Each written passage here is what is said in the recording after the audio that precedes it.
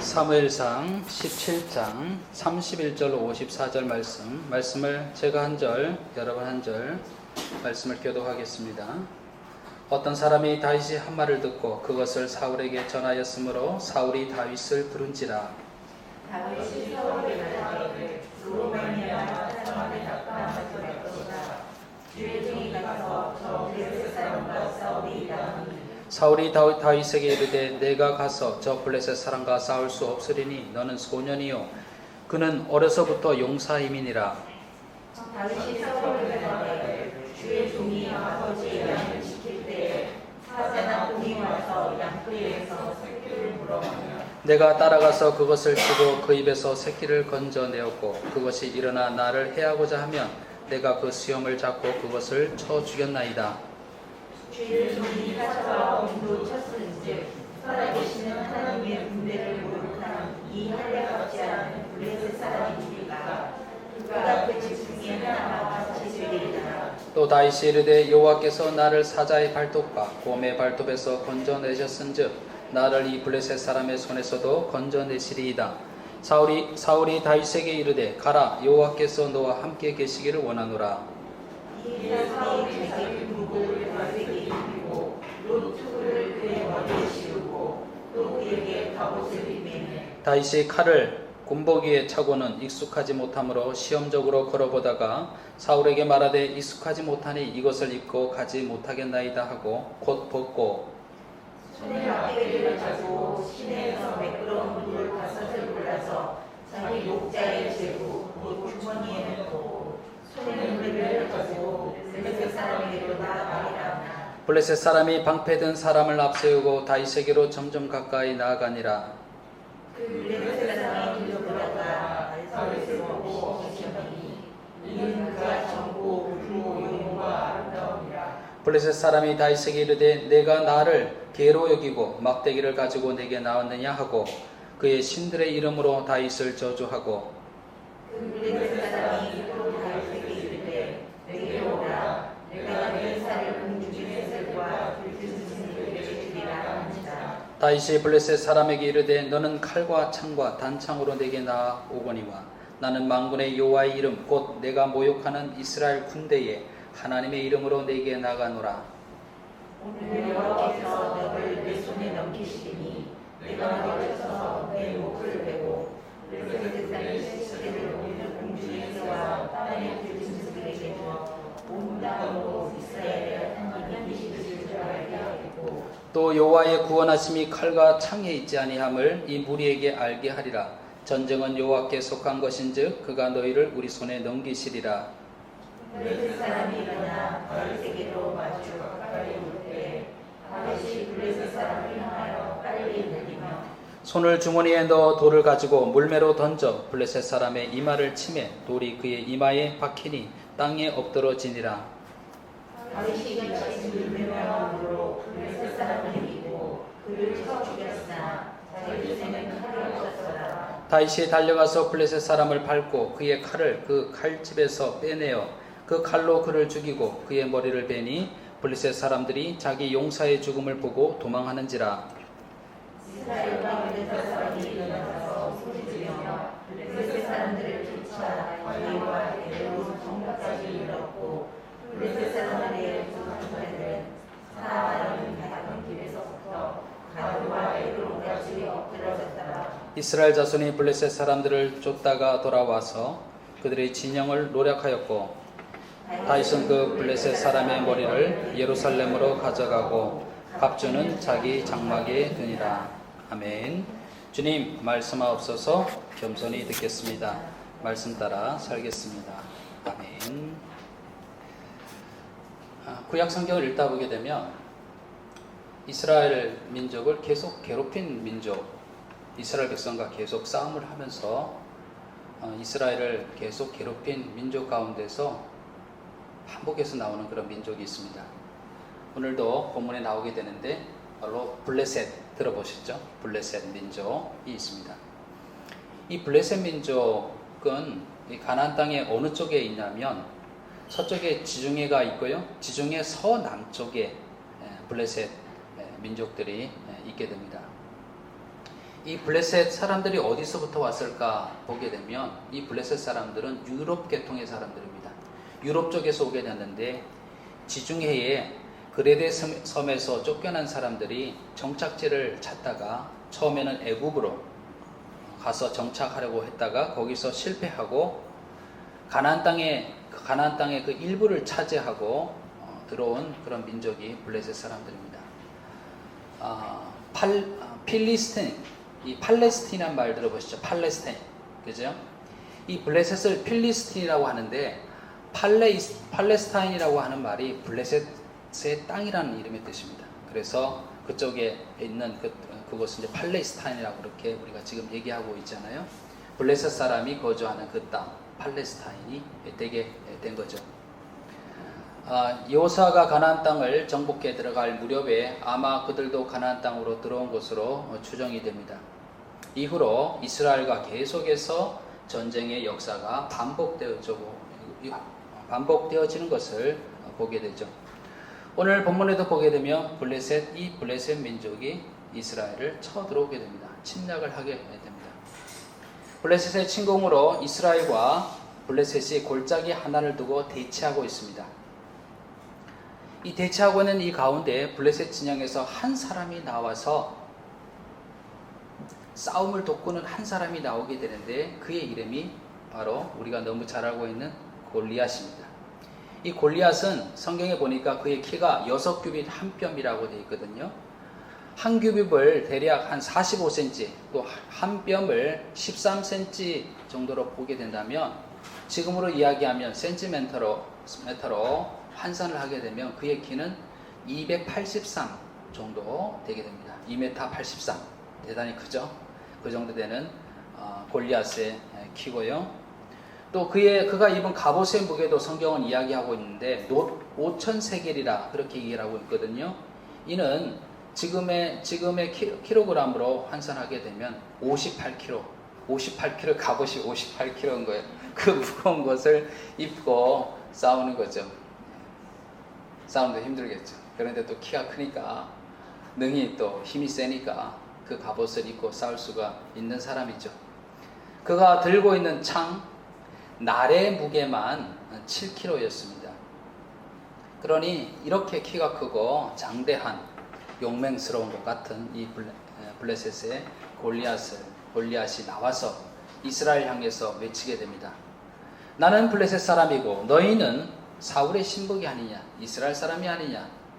너희는 한 사람을 택하여서 내게 내려보내라. 나와 싸워서 너가 그 사람이 나를 죽이면 우리가 너희의 종이 되고 만일 내가 이기게 되면 너희가 우리의 종이 되어서 우리를 섬길 것이라 이렇게 되어 있습니다. 고대 전쟁에 보게 되면 다 군사들이 나와서 한꺼번에 싸우기도 했지만은 이 대리전을 치르기도 했습니다. 그 나라에서 가장 용맹스러운 용사가 나와서 한 사람이 나와서 서로 한 사람씩 나와서 서로 싸우는데 이기는 쪽이 뭐 이기는 걸로 한다든지 아니면 사기가 이기는 쪽은 사기가 충천하게 되고 지는 쪽은 사기가 완전히 떨어지게 되겠죠. 그렇게 대리전을 치르기도 한 겁니다. 그런데 이 대표적으로 나와서 용사가 싸우게 될 때에 이것은 또 눈에 보이지 않지만 이면에는 어떤 의미가 있냐면은 그들 각자가 믿는 신들이 마치 대리 전쟁을 치르는 것처럼 그 싸움에서 이긴 그 나라의 신이 이긴 것으로 그 전쟁의 승리를 가져온 것으로 생각하게 된 것입니다. 그래서 이 골리앗은 보게 되면요, 이스라엘의 여호와의 이름을 자꾸 모욕하게 돼요. 바로 그 이유가 있게 되죠. 여호와의 신은 아무것도 아니라는 거죠. 우리 신이 이길 것이다 이거죠. 자기가 이길 것이다 이거죠. 자기와 함께하는 신이 이길 것이다 라고 그렇게 계속해서 모욕하게 되는 것입니다. 이 골리앗이 나와서 이렇게 도발을 하게 될 때 이스라엘 백성들의 반응이 어땠을까요? 여호와 이름이 막 모욕당하고 이스라엘 백성을 향해서 모욕하게 될 때에 당연히 어때야 되겠습니까? 화가 나야 되잖아요. 그죠? 저마다 제가 나가겠습니다. 영화를 보더라도 그러잖아요. 제가 나가겠습니다. 왕이시여 저를 보내주십시오. 막 이렇게 얘기하는 사람이 있어야 될 것 아니겠어요? 그런데 말씀을 보니까 이렇습니다. 사울과 온 이스라엘이 블레셋 사람의 이 말을 듣고 놀라 크게 두려워하니라. 왕도 놀랐어요. 완전히 의욕을 상실했고 이스라엘 백성들도 다 두려워하는 마음이 가득했습니다.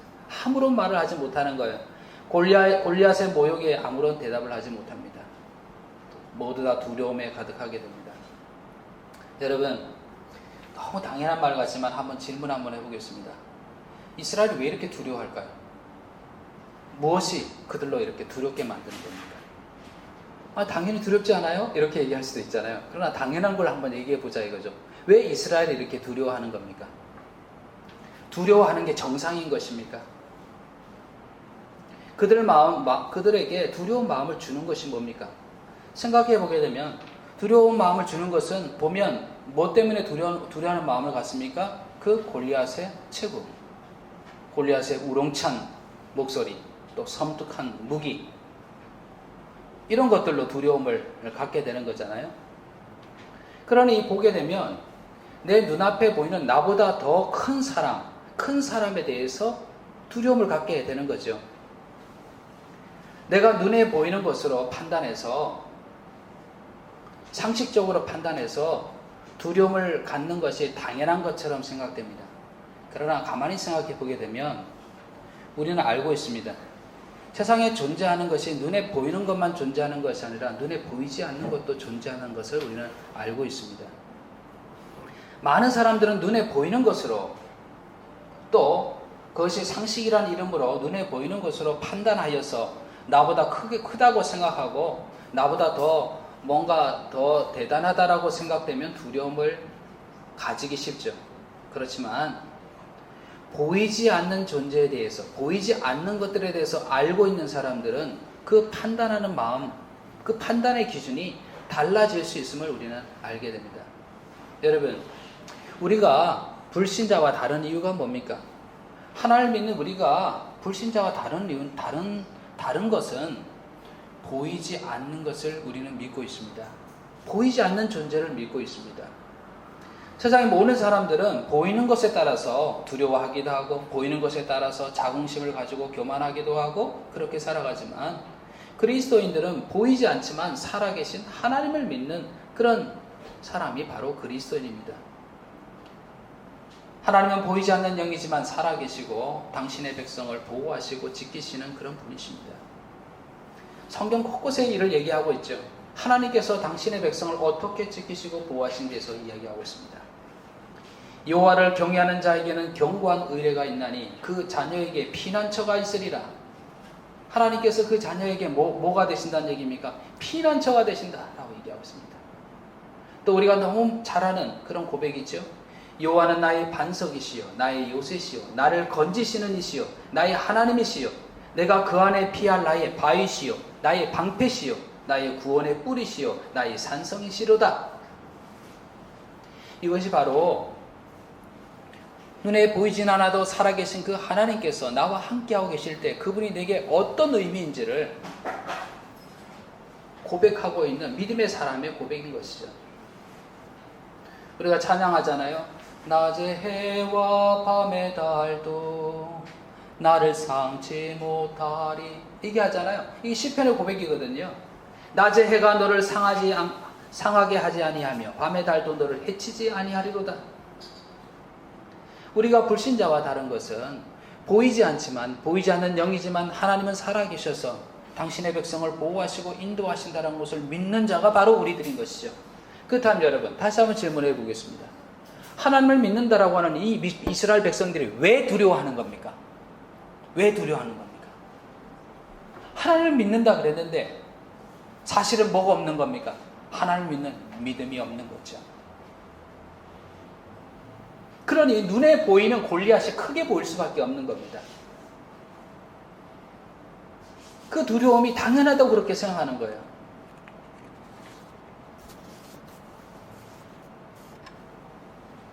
우리도 눈에 보이는 현상 때문에 두려워할 수가 있습니다.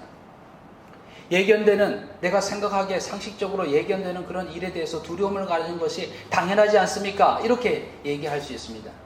그러나 여러분, 말씀드린 것처럼 우리는 그리스도인입니다. 하나님을 믿는 자입니다. 하나님이 살아계심을 믿고 고백하는 우리들, 예수님이 내 주님 되신다는 것을 고백하는 우리라 그러면은 우리 마음속에 두려워하는 이유가 사실은 다른 것에 있는 거죠.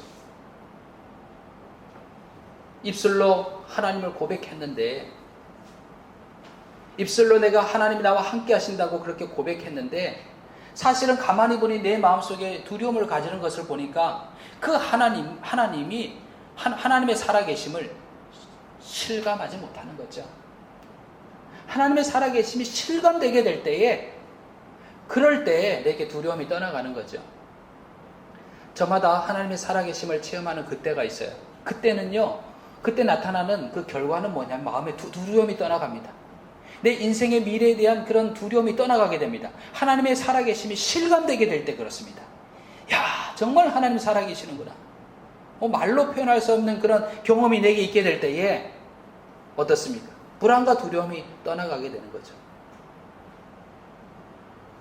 그러나 입술로 고백한다 하더라도 실상 내가 하나님의 살아계심을 실감하지 못하고 내가 믿지 못하게 될 때에 우리는 눈에 보이는 것으로 두려워하게 되는 거죠. 사람들이 생각하는 상식선에서 예견되는 것으로 두려움을 가지게 되는 거죠. 두려움이 더 이상 우리를 사로잡지 못하고 평강 가운데 거할 수 있는 이유는 하나님을 믿음의 눈으로 보고 그분이 나와 함께 하심을 고백할 때입니다. 하나님이 나와 함께 하심이 믿게 될 때에 하나님, 제 영혼이 안전합니다. 주님께서 함께 하시니, 주님께서 나를 보호하시니 내 영혼이 안전합니다 라고 그렇게 고백하게 되는 것입니다. 구약성경에 열왕기하 6장에 보게 되면 아람 왕이 이스라엘 왕을 잡으려고 여러 차례 시도를 했는데 계속해서 실패를 해요. 아니 어떻게 된 거야? 내가 이스라엘 왕을 잡으려고 매복을 하고 있는데도 이미 아람 군대가 거기에 매복하고 있는 것을 알아차려요, 이스라엘 백성들이. 그걸 다 준비하고 있는 거야. 도대체 어떻게 된 거야? 계속 번번이 계획이 실패가 되는 거예요. 이스라엘은 미리 알고나 있었다는 듯이 다 준비하고 있는 거예요. 도대체 어떻게 된 거야? 라고 하던 차에 이 아람 왕의 신복 중 한 사람이 이야기하기를, 이스라엘은 엘리사라고 하는 선지자가 있습니다. 그 엘리사가 미리 우리가 어디에 있는지 무엇을 할지를 다 알고 이스라엘 왕에게 고백하여서 이야기하여서 다 준비하고 있기 때문에 그렇습니다 라고 그래요. 그럼 아람 왕이 당연히 누구를 잡으려고 그러겠어요? 이제 누굴 먼저 잡아야 되겠어요? 엘리사를 잡아야 될 거 아니에요? 엘리사를 잡으려 합니다. 엘리사를 잡으려고 가서 엘리사를 그 많은 군대를 가지고 에워싸게 됩니다.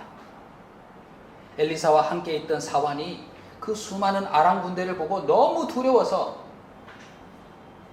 이제 우리는 죽게 되었습니다. 어쩌면 좋겠습니다. 두려워서 자기 주인에게 이야기합니다. 엘리사에게 그렇게 이야기합니다. 그때 엘리사가 말씀을 보게 되면 그 사환의 눈을 열어서 눈에 보이지 않았던 것들을 보이게 하는 일이 일어나게 됩니다. 말씀 그대로 보게 되면 이렇습니다.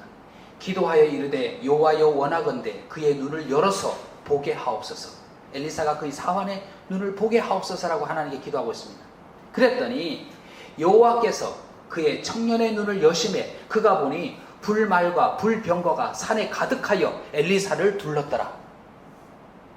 눈에 보이지 않았지만은 하나님 저의 눈을 열어서 실상 어떤 일이 벌어지고 있는지를 보게 하옵소서라고 기도했더니 어떤 일이 나고 있습니까? 하나님께서 천사를 보내셔서 엘리사를 보호하고 있는 것을 보게 된 겁니다.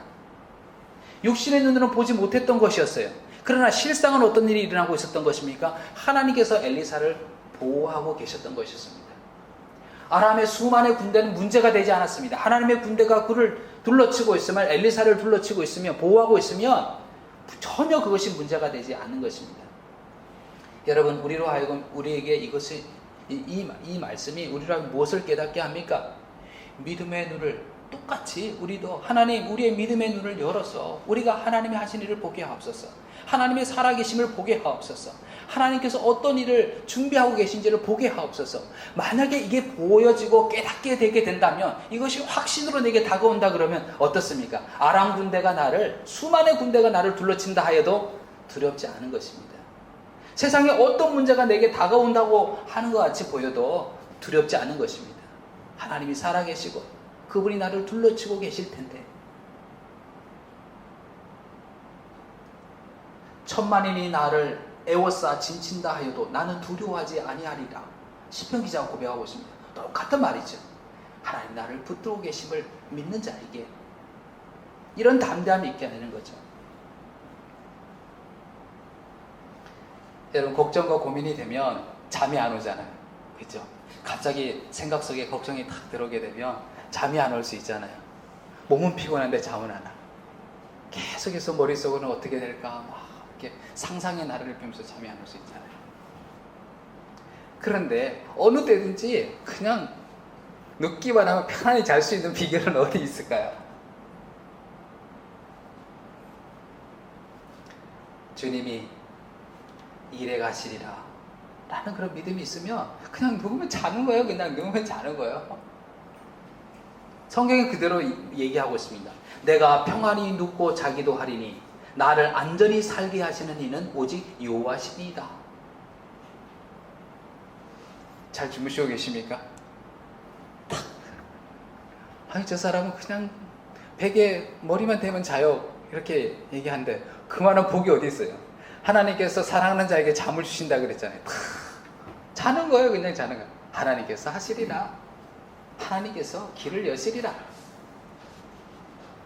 내가 어떻게 할 수도 없는데 계속해서 생각하고 어떻게 하면 좋을까 염려와 근심으로 확 차서 그럴 것이 아니라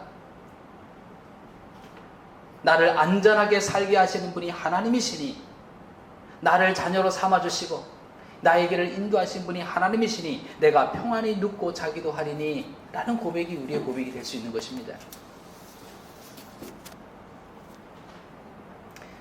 사울왕도 그랬고 이스라엘 백성들도 그랬고요. 눈에 보이는 골리앗을 보면서 너무 두려워하는 마음이 가득했습니다. 그렇게 여호와 하나님에 대해서 모욕하는데도 아무 말도 못하고 가만히 있습니다. 이때 하나님은 살아계신 분으로 당신의 백성을 위해서 일하신다고 하는 것을 믿는 믿음의 사람이 나타납니다. 누구였습니까? 다윗입니다. 다윗은 나이가 아직 어려서 군사로서 전쟁에 참여하지 못했습니다. 형 셋만 먼저 그 전장에 참여하고 있습니다. 아버지 이새가 이 막내인 다윗에게 심부름을 시킵니다. 먹을 것을 싸가지 가서 형에게 이것을 전해주거라. 그래서 아버지 심부름을 하러 전장에 나가서 형을 만나러 간 거죠. 근데 전장에 가서 보니까 웬 큰 사람이 여호와 하나님을 모욕하는 소리와 이스라엘을 모욕하는 그런 말들을 하는 것을 들었습니다. 또 이 말을 들은 이스라엘 군사들이 다 뿔뿔이 도망하는 것을 봤어요. 다윗이 이렇게 얘기를 하게 됩니다. 이 할례 받지 않은 블레셋 사람이 누구이기에 살아계시는 하나님의 군대를 모욕하겠느냐. 마음속에 의문이 일어나는 거예요. 여러분, 누가 만약에 여러분의 부모님을 모욕하는 말을 하는 얘기를 들었다고 쳐요. 그럼 여러분 마음속에 어떤 생각이 들겠어요? 화가 나잖아요. 그죠? 화가 나잖아요. 여러분의 자녀에 대해서 모욕하는 얘기를 들었다고 쳐요. 그럼 어떻게 됐습니까? 아이가 분명히 잘못한 것은 맞아도 화가 나잖아요. 그죠? 하나님을 모욕하는 소리를 듣는 때 이스라엘 백성들은 잠잠한 거예요. 두려워하는 마음 때문에 잠잠한 거예요. 그러나 이 어린 다윗의 마음에는 의문이 일어나는 거예요. 어떻게 하나님에 대해서 저렇게 모욕하는 말을, 저 할례 받지 못한 자가, 즉 하나님 백성 아닌 저 이방인이 어떻게 하나님 백성 된 우리와 우리의 주 대신 여호와를 이렇게 모욕하는가. 어떤 사람이 다윗의 이 말을 들었습니다. 다윗을 사울 왕에로 데리고 갑니다. 사울이 다윗을 부르게 됩니다. 어린 다윗이잖아요. 어린 다윗이 사울 왕 앞에서 사울 왕에게 뭐라고 어떻게 이야기를 하냐면 그로 말미암아 사람이 낙담하지 말 것이라. 오히려 이 어린 다윗이 왕에게 대해서 위로하고 있습니다. 그 골리앗 때문에 낙담하지 마십시오 라고 얘기하고 있어요. 주의 종이 제가 가서 블레셋 사람과 싸우리이다. 그리고 골리앗 앞에 나아가는 겁니다. 골리앗과 싸움을 하게 되는 겁니다. 골리앗은 이 다윗을 보고 여호와 하나님 그가 믿는 신의 이름으로 여호와 하나님을 모욕하고 다윗을 저주하지만은 다윗은 뭐라고 이야기합니까? 다윗은 하나님의 이름으로 나는 나아간다라고 이야기합니다. 다윗이 블레셋 사람에게 이르되 너는 칼과 창과 단창으로 내게 나오거니와 나는 만군의 여호와의 이름 곧 너가 모욕하는 이스라엘 군대의 하나님의 이름으로 나가노라. 여러분, 아까 이스라엘 백성들이 왜 이렇게 두려워하냐라고 그렇게 얘기했잖아요. 반대로 질문을 드리자면 다윗은 왜 도대체 이렇게 겁이 없는 겁니까? 다윗은 왜 이렇게 겁이 없는 겁니까? 다윗의 담대함은 하나님이 실제함을, 하나님이 함께 하셔서 일하심을 믿었기 때문에 그렇습니다. 여러분, 우리가 당하는 현실 속에서 겪는 여러 문제들이 있잖아요. 어려움의 현실이 있잖아요. 근데 아까 말씀드린 것처럼 눈에 보이는 것으로 인하여서 우리가 두려움에 사로잡히지 않기 위해서는 내가 담대하게 평안한 마음으로 살아갈 수 있는 힘은 바로 어디에 있냐면 다윗이 가졌던 이 믿음을 갖는 데 있습니다.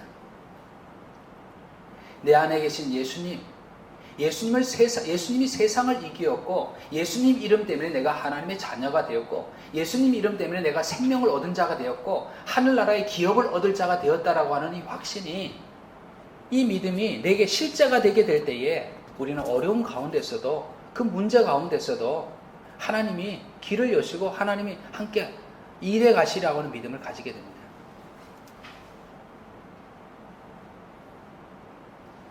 예수님께서 이렇게 말씀하셨습니다. 이것을 너희에게 이르는 것은 너희로 내 안에서 평안을 누리게 하려 함이라. 세상에서는 너희가 환난을 당하나 담대하라. 내가 세상을 이겼노라. 세상에서 우리가 환난을 당하죠. 그러나 담대하라. 내가 세상을 이겼노라. 무릇 하나님께로부터 난 자마다 세상을 이기느니라. 세상을 이기는 승리는 이것이니 우리의 믿음이니라. 세상 속에서 우리가 두려움을 가지고 불안함을 가지만 이 세상을 이기는 승리는 바로 우리의 믿음으로, 예수께서 하나님의 아들이심을 믿는 자가 아니면 세상을 이기는 자가 누구냐? 예수님이 하나님의 아들을 믿는 자에게 세상을 이기는 믿음이 있고 그 믿음으로 담대하게 나아가는 것이죠.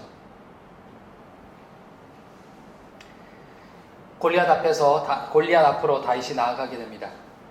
다윗의 모습을 가만히 보게 되면요, 그리하여서 이 골리앗과의 싸움에서 승리한 다윗의 모습을 보게 되면 우리가 이 세상 속에서 마치 우리도 이 세상 속에서 전쟁을 치른 것 같잖아요. 그 전쟁을 치른 것 같은 이 세상 속에서 우리가 어떻게 싸워야 될지, 어떻게 승리할 수 있을지에 대해서 보여주고 있습니다. 그 깨달음을 갖게 됩니다. 첫 번째, 다윗은 하나님의 이름을 모욕하는 이 골리앗 앞에서 뭐라고 이야기하고 있냐면 너는 칼과 창과 단창을 가지고 내게 나오지만 나는 무엇으로 나간다 그랬습니까? 너가 모욕하는 누구의 이름으로? 하나님의 이름으로 나간다 라고 그렇게 얘기를 했습니다. 하나님의 이름으로 나간다. 칼과 창과 단창은 전쟁을 하는 데서, 무기하는 데서 이 무기는 핵심적인 거잖아요. 이거 없으면 지는 것 같잖아요. 그렇죠? 그거 가지고 너는 나오지만 나는 무엇으로 나간다? 하나님의 이름으로 나간다. 여러분, 우리에게 새겨진 이름이 있습니다. 우리가 가지고 나아갈 이름이 있습니다. 우리는 그 이름으로 생명을 얻었고 그 이름으로 승리를 확신받았고 그 이름으로 나아가라고 이야기한 우리에게 새겨진 이름이 있습니다. 그 이름이 무엇입니까? 바로 예수 그리스도의 이름입니다. 오직 이것을 기록함은 너희로 예수께서 하나님의 아들 그리스도이심을 믿게 하려 함이요 또 너희로 믿고 그 이름을 힘입어 생명을 얻게 하려 함이라. 누구의 이름을 힘입어요? 예수님의 이름을 힘입어 우리가 생명을 얻은 것 예수님의 이름을 힘입어서입니다. 베드로와 요한이 기도하러 성전에 올라가게 될 때에 태어나면서부터 걷지 못하는 그 사람이 돈을 달라고 이렇게 요청하는 것을 들었죠. 그럴 때 베드로가 뭐라고 얘기했습니까? 베드로가 이르되 은과 금은 내게 없거니와 내게 있는 이것을 너에게 주노니 나사렛 예수 그리스도의 이름으로 일어나 걸어라 라고 했습니다. 베드로가 주는 것은 나사렛 예수 그리스도의 이름으로 줄 수 있는 것이었습니다. 그는 한 푼의 돈을 요구했지만은 그의 인생을 바꾸는 예수님의 이름으로 그가 일어나 걷는 이적의 역사가 나타났습니다. 사도행전은 예수님의 이름으로 일어나는 많은 기적들이 있었습니다. 손을 내밀어 병을 낫게 하옵시고 표적과 기사가 거룩한 종 예수의 이름으로 이루어지게 하옵소서 라고 그들은 기도하며 나아가서 복음을 전하게 될 때 이런 표적과 이적들이 일어나게 되었습니다. 예수님의 이름은 하나님의 역사와 영광을 가져오고 있습니다. 여러분, 우리 심령 가운데 어떤 이름이 새겨져 있다고요? 예수님의 이름이 새겨져 있습니다. 우리는요, 하나님을 믿는데 누구를 통한? 예수님의 이름을 통해서 하나님을 믿고 있습니다. 예수님이 우리의 주님이 되십니다.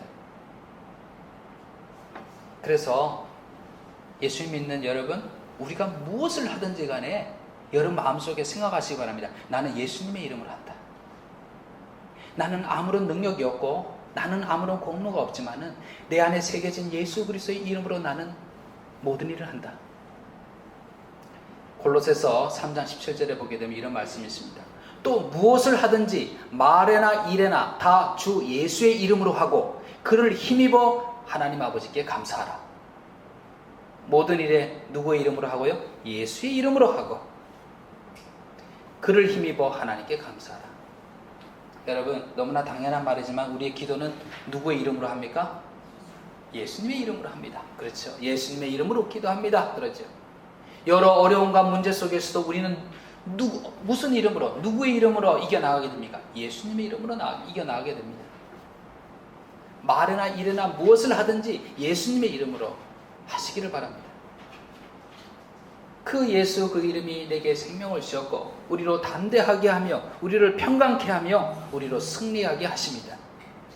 예수님의 이름으로, 예수 이름으로, 예수 이름으로, 예수님의 이름으로, 예수님 이름 안에서 예수님의 이름 부르며 살아가시는 그런 저와 여러분이 되시기를 간절히 축원을 드립니다. 우리가 하나님 믿는 것은 예수님의 이름이 우리 안에 있는 겁니다.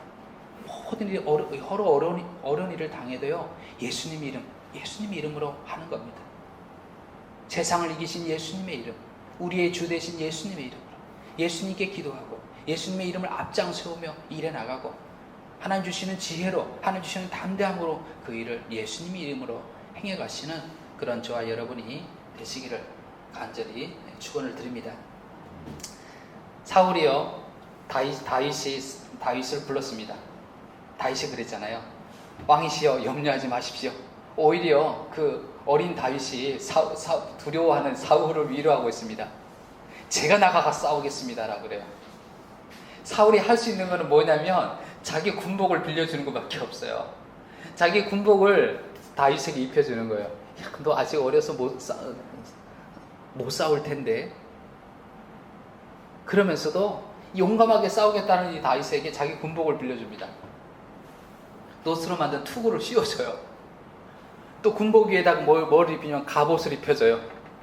다 입었으면 또 뭘 차야 돼요? 칼을 차야 되잖아요. 칼을 차는 거. 다윗이 아직 어리잖아요. 어땠을 거라고 하는 게 상상이 되잖아요. 그죠? 전혀 사이즈가 안 맞는 거죠. 또 이것을 감당할 그 몸도 안 되고. 시험 삼아 걸어봤어요. 시험 삼아 걸어보니까 아이가 갑옷을 입은 거와 똑같죠. 다윗이 이야기합니다. 안 되겠습니다. 제가 이것을 벗겠습니다. 다 벗어요. 그럼 어떤 복장을 가지고 나갑니까? 그가 원래 가지고 있던 복장이죠. 그 복장은 어떤 복장이었습니까?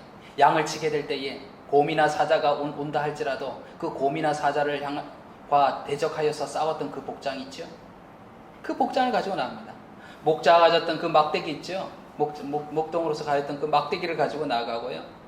늘 그 짐승들을, 맹수들을 물리치게 될 때 사용했던 돌멩이 있잖아요. 돌멩이 다섯을 주머니에 딱 넣고 물매를 가지고 나아가게 됩니다. 골리앗과 싸운다라고 그랬을 때에 사울은 이렇게 생각했을 겁니다.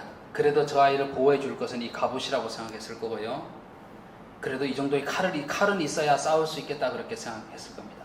그와 똑같이요. 우리도 이 세상에서 전쟁을 치르게 되는데 뭐 학생들의 입시 전쟁도 있겠고요. 취업 전쟁도 있겠고 또 뭐 승진 전쟁도 있겠고 살면서 표현되는 여러 전쟁들이 있잖아요. 그런 전쟁을 하게 될 때 사람마다 다 이야기합니다. 뭘 이야기하겠어요? 너 그렇게 전쟁에 나가서 이기기 위해서는 뭘 해야 된다고요? 이 갑옷을 입어야 돼 라고 얘기하죠.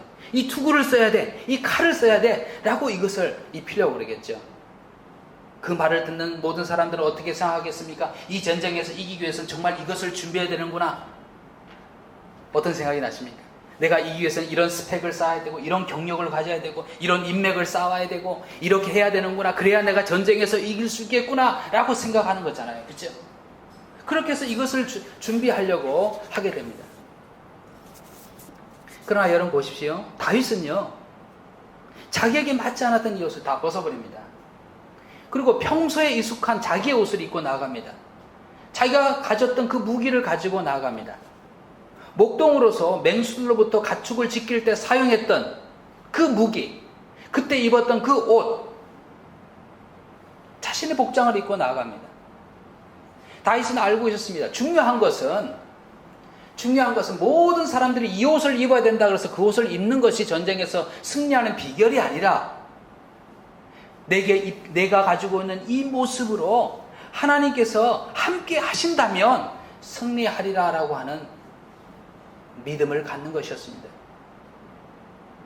하나님께서 함께 하실 때 지금 내가 가진 것을 통해서 하나님은 일해 가신다 라고 하는 것을 다윗은 이야기하고 있는 겁니다.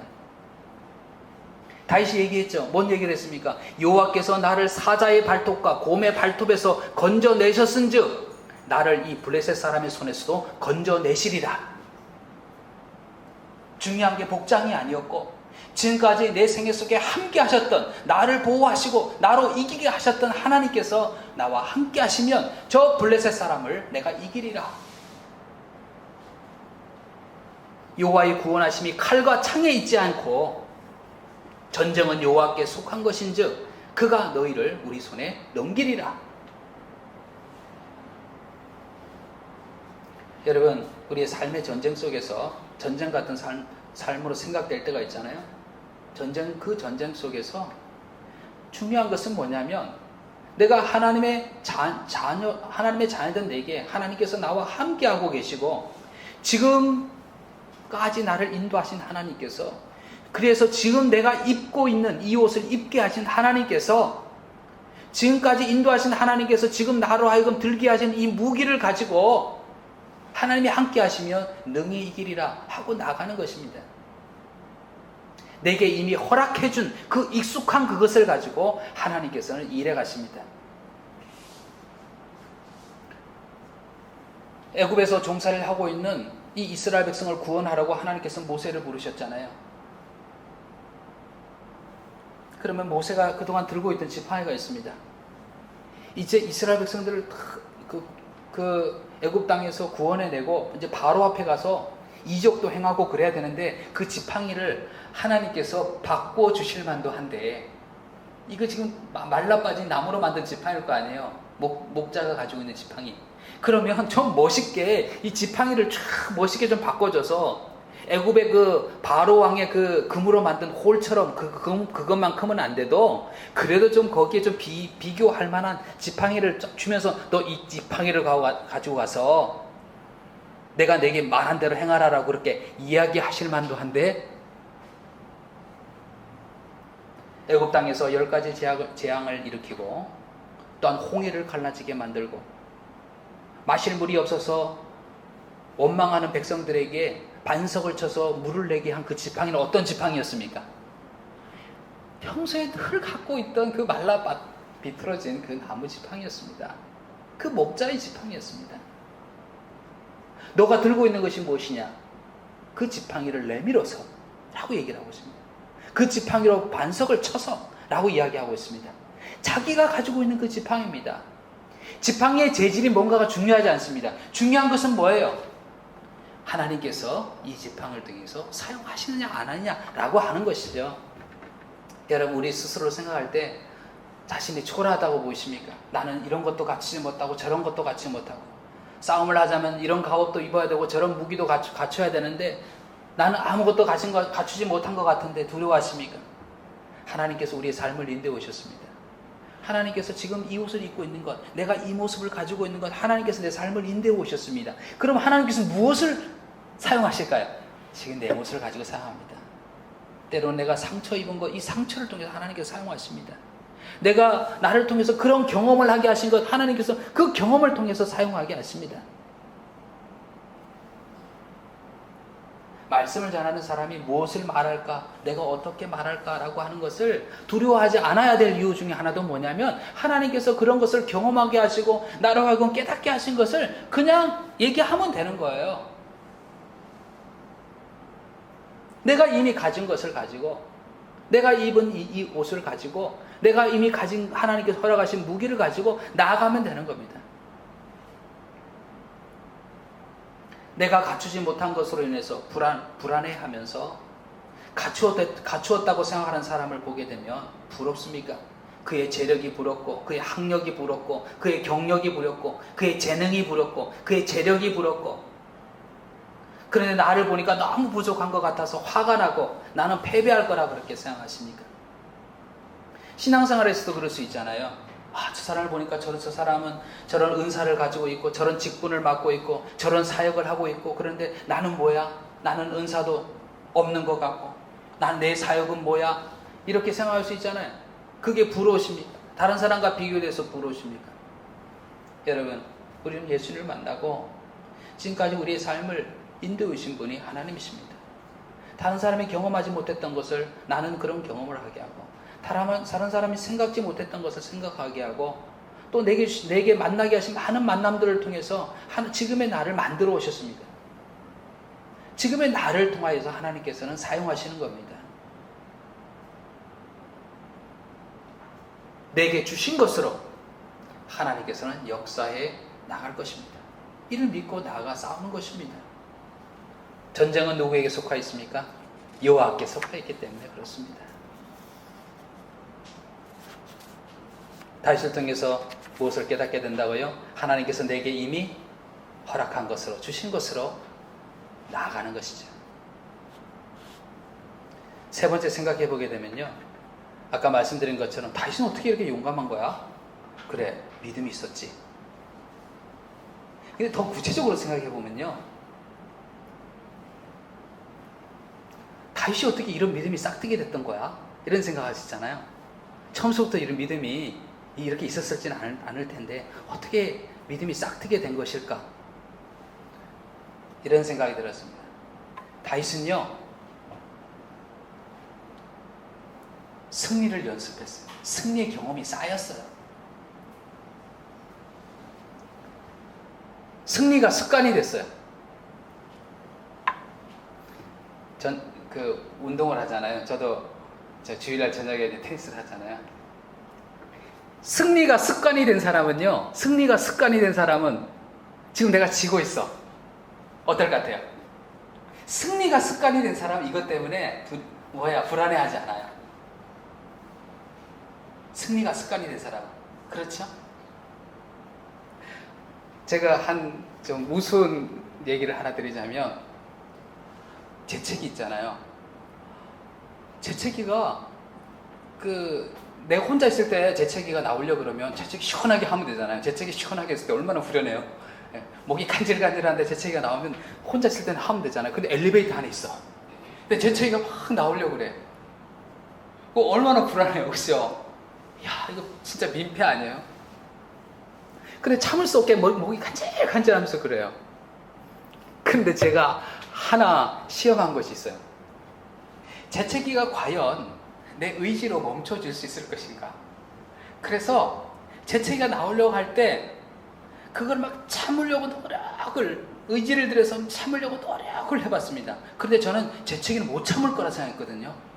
이 자연적으로 다 나올 거라 생각했는데 와 99%까지 딱 올라갔을 때 딱 이게 제어가 딱 되더라고요. 제가 그걸 발견했어요. 여러분들 재채기 한번 할 때 한번 실제로 한번 해보세요. 저 경험에서 나온 거예요, 이게. 와, 99%니까 거의 재채기가 터질 것 같아요. 그런데 99%에서 딱 멈추는 걸 제가 발견했어요. 이게 제 경험으로 알게 됐어요. 그 다음에 엘리베이터 내에서 이렇게 있을 때 재채기가 막 나오려고 그러거든요. 간질간질 그러거든요. 근데 제 마음속에 어떤 생각을 할까요? 이건 내가 제어할 수 있다라고 하는 것을 99%까지 가긴 하지만은 끝내는 내가 재채기를 안 할 수 있다라고 하는 것을 제가 경험한 이후에는 재채기가 나오려고 그래도 그렇게 불안해하지 않습니다. 몇 번 해보고 난 후에 제가 알게 됐습니다. 뭘 경험한 겁니까? 좀 다르게 표현하면 뭘 경험한 겁니까? 승리를 경험한 거예요. 승리를 경험한 거예요.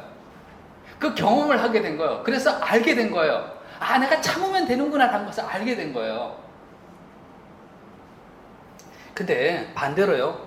패배가 습관이 되면, 패배가 계속 연습이 되게 되면, 아까 운동 경기 얘기했지만은 지금 내가 큰 스코어로 앞서고 있어. 근데 패배가 습관이 된 사람은 앞서고 있는데 어때요?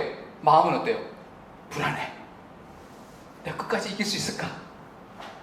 그래서 속으로 해서요. 그래도 안 될 거야. 이러고 앞서고 있지만 그래도 안 될 거야. 이렇게 생각한단 말이에요. 다윗이 승리가 연습되었다. 승리가 습관이 되었다는 것을 뭘 보면 알 수 있냐면 다윗도 목동으로서 그 사자나 곰이 양들을 물고 가게 될 때 쫓아갔던 그 첫 번째 경험이 있었을 거 아니에요. 그죠? 와, 저 그냥 내버려도 양 한 마리 그냥 포기하고 그냥 내버려도 어떻게? 이러다가 자기도 모르게 쫓아가기 시작한 거예요. 쫓아갔어요. 너무 두려웠겠죠. 근데 나도 모르게 달려가는 사자와 곰의 입에서 양을 탁 끄집어냈을 때 하나님께서 함께 해주셔서 이게 되네? 몇 번 경험했을까요? 목동으로서 다윗이 이걸 몇 번 경험을 했을까요? 재차 반복해서 경험했을 겁니다. 그 다음에는 사자와 곰이 양을 탁 채워가도 막 달려가더니 성경에 그대로 나와 있죠. 그 수염을 잡고 그것을 쳐 죽이게 되고 이렇게 된 거예요. 뭐가 연습이 된 겁니까? 승리가 경험이 된 겁니다. 승리가 훈련이 된 거죠. 승리가 습관이 되게 된 거죠. 여러분, 어떤 교훈을 우리에게 줍니까? 어떤 상황에서도, 어떤 전쟁에서도 우리가 담대하기를 원하십니까? 연습이 돼야 됩니다. 어떤 연습요? 승리의 연습이 돼야 됩니다. 승리가 습관이 돼야 됩니다. 하나님이 일에 처음에는 모르죠. 하나님 정말 살아계실까? 하나님 내 기도에 응답하실까? 이게 될까? 그러나 하나님께 기도하고 난 다음에 이게 이루어지는 것을 내가 경험했어요. 한 번이 아니라 재차 내가 하나님 말씀에 순종해서 살아가게 될 때 정말 그렇게 되네? 라는 이 경험이 축적되기 시작했어요. 그 다음엔 어떻게 됩니까? 어려운 일이 닥쳐도 어떻게 됩니까? 그래, 하나님께 기도하지. 하나님께서 어떤 문을 열어주실까? 하나님이 행하실 일에 대한 기대를 가지게 되는 거잖아요. 승리를 경험한 사람은, 연습한 사람은, 습관이 된 사람 말입니다. 여러분, 저와 여러분은 어떤 습관을 가지고 있나요? 어떤 연습이 되어 있습니까? 실패에 대한 연습입니까? 아니면 승리에 대한 연습입니까? 자그마한 것 하나에도 하나님께 기도를 통해서 응답되어지는 하나님의 응답이 습관이 되는, 말씀을 통해서 깨닫는 것에 대해서 작은 것이라 하더라도 거기에 순종하는 것을 통해서 하나님이 정말 살아계시는구나라고 하는 것을 보게 되는 것이 습관이 되어지는, 찬양하는 삶을 통하여서 하나님께 영광을 돌리는 것이 습관이 되어지는, 야, 경치 좋네, 이 정도 끝나는 것이 아니라, 야, 하나님이 창조하신 이 창조물을 보니 정말 하나님의 영광이 가득하고 있구나, 그 크신 하나님의 사랑, 정말 하나님의 영광이 온 땅에 가득하군요. 이게 하나님께 영광을 돌리는 일이 습관이 되어지고, 내게 일어나는 모든 일 속에서 감사하는 삶을 통해서 내가 자족하고 감사하는 고백이 습관이 되어지고, 하나님이 하시리라 라고 하는 선포가 습관이 되어지고, 예수님은 우리의 구주가 되신다라고 하는 것을 증거하는 일이 습관이 되어지고, 이렇게 승리를 연습하고 경험하는 가운데 우리는 앞으로 있을 전쟁에 대해서도 계속 승리하게 될 것입니다. 여러분, 승리를 연습하시기 바랍니다. 승리가 습관이 되시기 바랍니다. 이렇게 하나님의 이름으로 나아갔던 다윗, 또 하나님께서 자신에게 주신 것으로 나아갔던 다윗, 승리에 대한 경험으로, 담대함으로 골리앗에게 나아갔던 다윗, 다른 모든 사람에게 두려움을 주었던 골리앗의 그 덩치는 다윗에게 문제가 되지 않았어요. 다른 모든 사람에게 두려움을 주었던 그의 날카로운 무기는 다윗에게 전혀 문제가 되지 않았어요. 그는 칼도 가지고 나가지 않았어요. 그냥 늘 해왔던 대로, 늘 하나님이 나와 함께 계신다는 그 믿음을 가지고 늘 해왔던 대로 돌을 물매에 재워서 그것을 힘껏 던지게 될 때 골리앗의 이마에 맞게 되고, 그 돌은 골리앗의 이마에 박히게 되고 골리앗은 땅에 엎드러져 쓰러지게 됩니다. 골리앗의 머리를 베었던 칼은 누구의 칼입니까? 다윗은 칼을 가지고 가지 않았잖아요. 골리앗의 머리를 뱉던 칼은 누구의 칼입니까? 골리앗의 칼이었습니다. 골리앗에게 칼이 있게 될 때 그 칼은 두려움의 존재였잖아요. 그러나 골리앗을 패배케 하는 그 무기는요, 오히려 사람들이 그토록 두려워했던 골리앗의 칼이 오히려 역전이 돼서 그것을 사용해서 골리앗의 머리가 잘려나가게 됩니다. 하나님께서 하시면 전화위복이 일어나게 되는 겁니다. 그냥 제일 앞서가는 것 같아도 제일 뒤에 가게 되고요, 제일 뛰어난 것 같아도 아무것도 아니게 되는 거예요. 멋진 무기같이 보여도 오히려 그것 때문에 죽는 거예요. 사람들에게 자랑할 만한 것들을 내세우며 살아도 그게 교만이 돼서 그것 때문에 죽을 수 있는 거예요. 사람들이 다 부러워하던 것, 그것 때문에 넘어져서 교만해지고 실패하게 되고 그럴 수 있는 거예요. 그런데 오히려 나의 약점이라고 생각했던 것들이 나를 겸손하게 만들고 하나님을 의지하게 만들고 그것이 승리를 가져오게 하고 그런 것을 보게 됩니다. 이 승리는 믿음의 사람 다윗의 승리이자 궁극적으로는 하나님의 승리였습니다. 하나님께서 하신 것이었습니다. 여러분, 우리 삶이 다 전쟁이죠. 또 신앙도 영적인 전쟁입니다. 하나님 중심적으로 살 것인가? 그렇지 않으면 내가 중심이 되어 살 것인가? 신앙도 전쟁입니다. 어떻게 담대하게 싸워 나갈 것입니까? 누구의 이름으로? 예수 그리스도의 이름으로, 우리의 주 되신 예수 그리스도의 이름으로. 무엇을 가지고? 하나님이 지금 내게 주신 것을 가지고. 무엇을 연습하라? 승리를 연습하라. 승리의 연습 속에서, 그 경험 속에서 오는 담대함을 가지고 어떤 전쟁이 내게 있다 할지라도 하나님께서 주시는 승리를 해나갈 수 있는 그런 저와 여러분 되시기를 간절히 축원을 드립니다.